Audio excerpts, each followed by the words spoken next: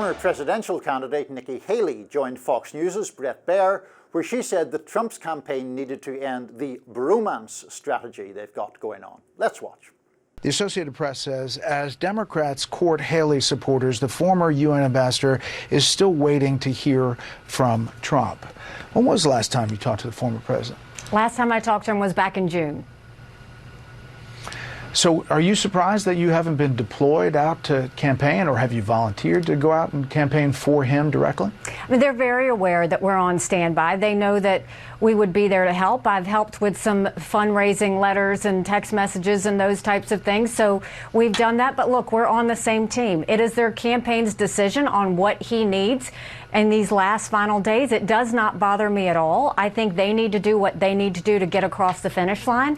I just think that they need to focus primarily on who it is they're talking to. You've got Americans who are absolutely going to vote for Trump. You've got Americans who are absolutely not going to vote for Trump. And then you've got a percentage in the middle who like Trump policies but don't like his style. That is what they need to focus on. So when you look at these things, it has got to be a story of addition. This is not a time to have anyone criticize Puerto Rico or Latinos. This is not a time for them to get overly masculine with this bromance thing that they've got going. 53% of the electorate are women. Women will vote. They care about how they're being talked to. And Haley's advice didn't end there. Take a look. They need to go and tell Puerto Ricans how much, they do value them. They need to tell Latinos that, but they also need to look at how they're talking about women.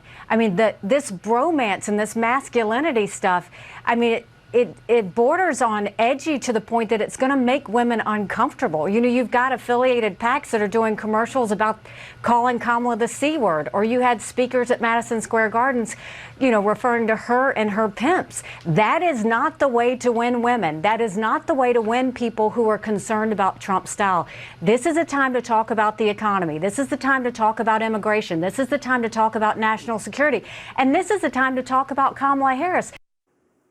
Well, Amber, you're the conservative woman in attendance here. Does she have a point? Is it off-putting perhaps to people who are undecided, female voters in the suburbs, to have this quote-unquote bromance strategy happening? I mean, maybe. I obviously don't really speak for them. And I think one interesting part of this gender gap is that I've always said it's less of a gender gap and more of a lifestyle gap, where you see married women tend to be more Republican, unmarried women tend to be more liberal. And maybe there are some suburban married women who are undecided that these comments, they don't love those. Trump is obviously cognizant of this. He did the town hall for women with Harris Faulkner at Fox News fairly recently. But I think on the flip side, the Kamala Harris campaign is also concerned about their message with men, right? We've seen them trying to make distinct appeals to men in the past few weeks. And the question is, when you look at this polling, from Quinnipiac University, you have Kamala Harris with an average of a 17 to 20 point gap with women in swing states. And then you have Trump with an average 20 to 25 point gap with male voters. So we know that female voters tend to be more reliable voters. They tend to have greater enthusiasm for going to the polls. So the ultimate question is, does Trump's slight edge with men over Kamala's edge with women give him enough of an advantage that the higher turnout for female voters isn't going to matter as much? Yeah, and I mean, I do think that the sheer scale of that schism you pointed out in the Quinnipiac polling is very, very striking. We are accustomed to female voters preferring Democrats and male voters preferring Republicans. But the issue of there being like a 20-point deficits either side is very unusual. Now, some of that may well be policy, some of that may be cultural. But I do wonder the way Trump tends to speak about women, calling Kamala Harris a low IQ individual, the fact of the Madison Square Garden rally having so much sort of, what would even be the word, kind of crude machismo to it on some parts. I do suspect that that has to be off-putting to some women. Yes, of course, there's the abortion issue that plays into this in a big way. Of course, there are other issues with men feeling perhaps a sense of grievance, rightly or wrongly, about society, a society that they perceive to be less welcoming of them or less hospitable to them. But I mean, it seems to me that Trump's tone has to be a part of this picture, no? And maybe they're banking on the fact that women who have a problem with his tone and his rhetoric are probably already not going to vote for him, even if they say that they're undecided. Maybe that's part of the political calculation. I don't know.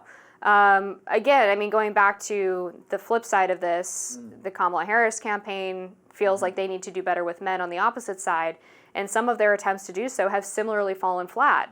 When Trump tries to talk about abortion, people say they don't really trust him. When the Kamala Harris campaign unleashes a Hunters and Anglers for Harris Walls coalition, they don't have any famous hunters and anglers to actually lead the coalition. And then they have Tim Walz go out on this pheasant hunt where he struggles to load a shotgun. He did an event this past weekend with AOC where they played Madden, and the score at halftime was 0-0, and Tim Walz, his team, sends out this awful tweet about AOC knowing how to run a pick six, which, like, any football fan's ears immediately perk up. Isn't this guy supposed to be some, like, superstar high school football coach?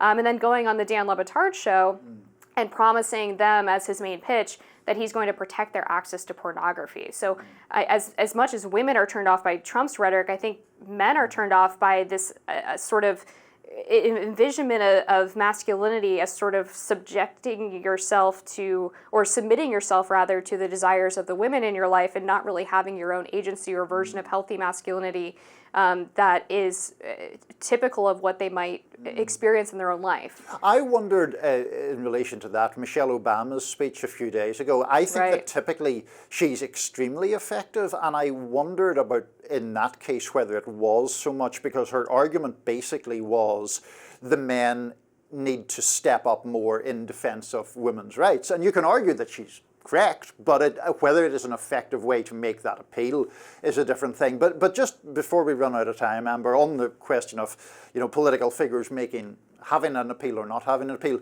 Nikki Haley herself, you know, she did get a reasonable number of votes in the Republican primary. Even when she was running the phantom campaign, she was getting, you know, 12, 15, 18% in some places. The decision by Trump not to invite her on the campaign trail with him, or not to invite her to campaign, what do you think about that, just electorally speaking? I think it's the same reason that Kamala shouldn't have invited Liz Cheney and Dick Cheney. She puts off too many people. I think that's right. She would be toxic for the base. Trump does really well on foreign policy because he represents an anti-establishment bent that is skeptical of foreign involvement and is more non-interventionist. He is running against an administration that had a debacle of an Afghanistan withdrawal and currently is involved in conflicts with Israel and Ukraine. And I don't think he wants someone who is perceived by the base as a warmonger to be on his side as he's doing these final campaign events. And that negative would outweigh any appeal she has to the people who voted for her. I don't have any polling on that, obviously, but that's just my gut instinct. Sure, fair enough. Seems like a reasonable observation to me. Hey, it's more than most people know, right? All right, that's going to do it for us today on Rising. As always, be sure to like, share, and subscribe so you never miss any content. And for those of you who like to listen while on the go, we are now available anywhere you listen to podcasts.